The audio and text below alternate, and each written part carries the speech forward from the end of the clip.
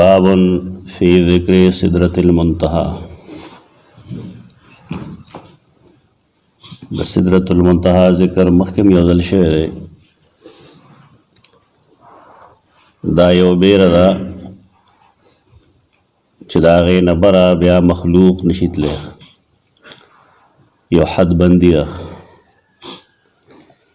د هغې نه بره څه دي نو عام خلق هغې ته لامکان وایي.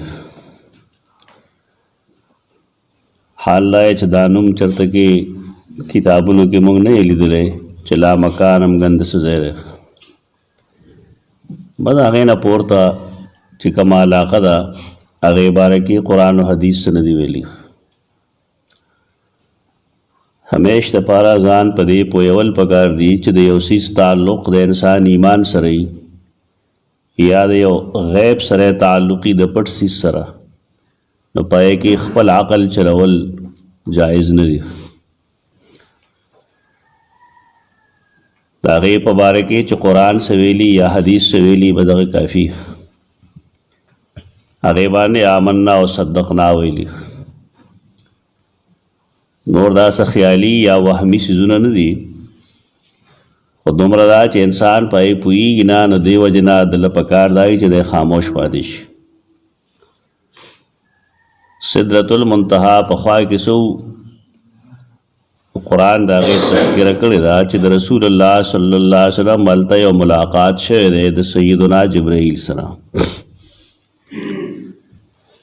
جبرائیل سره ملاقاتونه د نبی کریم صلی الله علیه وسلم بېشمېره وختونو کې شوي دي، خو د دوو وختونو ذکر احادیثو کې ډېر راځي.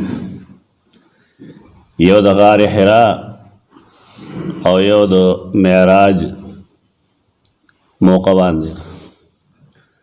د دې ذکر ډېر ذکر راځي چې دې حالاتو کې یا دې موقعو کې سیدنا جبرائیل په خپل اصلي شکل کې لیدلی و. دا نه دی مطلب چې نور کله جبرائیل نه راته، نور کله به هم راته انساني شکل کې هم راغلی دی، کله داسې شکل کې هم راغلی دی چې رسول الله صلی الله علیه وسلم نه دی پېژندلی. د تلو نه وروسته پوه شوی دی چې دا خو جبریل و. دوه موقع داسې دي د صحیح بخاري حدیث د صحیحین و چې یو دغه موقع ده چې کله لومبنی وحی راځي او دویم د معراج موقع باندې. رسول الله صلی الله علیه وسلم فرمایي ما جبریل لیدو له 600 جناح، د هغه 600 وزرې وي. صحیح بخاري متن دی. دلته کې دا کوم حدیث چې بیانوي د عبدالله بن مسعود رضی الله تعالی عنہ، دې حدیث کې ښیي ده چې لقد رآه نزلة اخرى عند سدرة المنتهى عندها جنة المأوى. د دې آیتونو نه څوک مراد دي؟ د باقي صحابه کرامو خیال دا و چې رسول الله صلی الله علیه وسلم الله د سر په سترګو لیدلی. دا یو قول و د عبدالله ابن عباس. لیکن سید عائشہ رضی اللہ عنہ وفرمائل چې رسول الله صلی الله علیه وسلم الله سره ملاقات په زړه کړی دی 2 ځله. او بیا یې فرمایل د چا که خیال دی چې رسول الله صلی الله علیه وسلم الله د سر په سترګو لیدلی دی فقد اعظم الفریا، نو دا ډېر زیات خطا شوی دی، ډېر لوی دروغ ویلي دي. هغې صحابو بیا اختلاف نه دی کړی، بلکې د سیده عائشہ رضی الله عنها قول صحابه کرامو تسلیم کړی دی. دا علمي دیانت نه دی چې سړی د عبدالله ابن عباس نوم ذکر کړي او دا ووایي چې هغه دا وایي چې الله یې لیدلی دی. بیا څوک خو ډېره ګستاخي کوي بغیر. عام خلق هم ګستاخي کوي چې عرش باندې ځان سره کېنو او یو صاحب پکې وي چې بیا تا ته څه پته ده چې څه وشو، دواړه آپس کې یو بل سره یو ځای شو. دا پاگل پن دی، دا دین نه دی. زمونږ دین کې دا نشته دی چې الله دې د رسول په ذات کې او رسول د الله په ذات کې ور داخل شوی. تاسو وایي دا خلک خبره د سوچ نه کوي. دا الله ذات خو د مخلوق غوندې نه دی. دا لوی لوی خلق د ځان شرمول دی، دروغ وایي د الله په باره کې. دلته یو سړی یو عربي تفسیر راوالی، ابن کثیر دی راوالی، روح المانی دی راوالی، قرطبي دی راوالی، نو پوهې به شي په خبره باندې کړه. کیسې ایسه لګوي خلقو ته د الله په شان کې ګستاخی کول دا مناسب نه دی. کله دغه دروغ وایي او کله دا دروغ وایي چې رسول الله صلی الله علیه وسلم فرمایلي و چې زه مړ شم نو ما خپله کمره کې کېږده، د ټوله نه مخکې به زما رب په ما جنازه کوي. یعنی رب به حجرې ته راځي. دا څه وایي ته د رب ذات داسې دی. ګپې لګوي دا خلک، د دین په باب کې ګپې مه لګوئ. لکه دې حالاتو کې یو ګپ خلک لګوي. جمعې پر ورځ ما یې ته اشاره کړې وه چې فلانې صورت راواړوی په یې کې به ویښته پروت دي، نو دا ویښته دا اوبو کې واچوئ، دا د کرونا علاج دی. لکه دروغ مو وایئ، د کرونا لپاره الله نه پناهي غواړئ، حفاظتي تدابیر وکړئ خپل، او الله دې نه کي چاته چې ولګي نه د علاج وکړي. ویښتو کې علاج نشته. دا دروغ وایي خلک. کم کال باندې چې بټو صاحب یې پانسي کړو، نه کال باندې خلکو دا دروغ وایي چې د قرآن په فلانۍ صفحه کې د هغه د سینې ویښته دي. که یو سړی د کپنۍ نه یو قرآن راواخلي بیا وګوري هغه، نو په یې کې به ویښته میخته نه وي. دا یو طریقه د انسان چې کوم شی استعمالوي په یې کې د هغه نه خامخا څه غورځېږي. په زرګونه ویښته انسانان نه غورځېږي یو ځای کې بل ځای کې. دا زموږ جیبونه چې مونږ ولټو یې نه ویښته راوځي، دا کوم ځای چا پکې چولي. د ترخ جیب ولټوې رویس پړی کې ولا شي ویښته انښتي. دا خو انساني مزاج دی. دروغ چرې مه وایه، د دین په باب کې بالکل دروغ مه وایه. دا دروغجنې قصې دي چې عرش باندې ځان سره کېنو، الله خپل عرش باندې څوک نه کېنوي.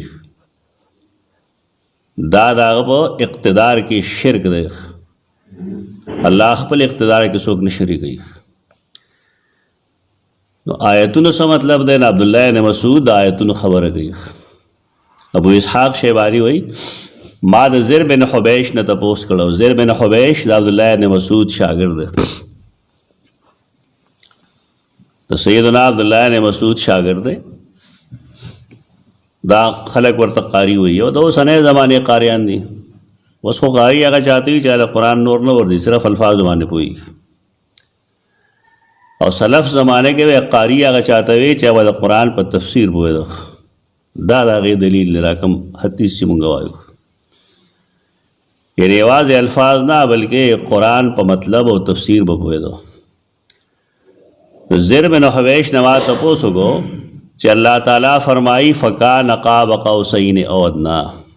قوس لیندې ته وایي، قاب پاټي ته وایي. فکانا نشد قاب قوسین په مقدار د دوو پاټو د دوو لیندو، او ادنا بلکې دې نه زیات نږدې. دې څه مطلب دی؟ د سیدنا عبدالله ابن عباس خیال لا اول چې څنګه دوه لیندې یو ځای کړی شي، نو دارنګې ګندې الله او رسول یو بل ته نږدې شو، یعنی یو بل یې ولید. لیکن عبدالله بن مسعود فرمایل، سیدہ عائشہ فرمایل چې نه، آیت دا مطلب نه دی. مطلب دا دی لقد رآه نزلة اخرى عند سدرة المنتهى عند جنة المأوى. دینا مراد سیدنا جبرائیل دی. جبرائیل چې کله د معراج په شپه رسول الله صلی الله علیه وسلم سره بره لاړ، نو بیا د سدرة المنتهى نه بره نشتلی، دی دلته پرېښود. او دې دواړو حال یې بیان کړه چې دا څنګه یو بل سره.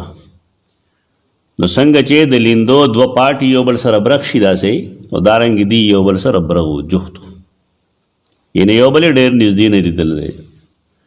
څوک یې لیدلی دی؟ جبریل یې لیدلی.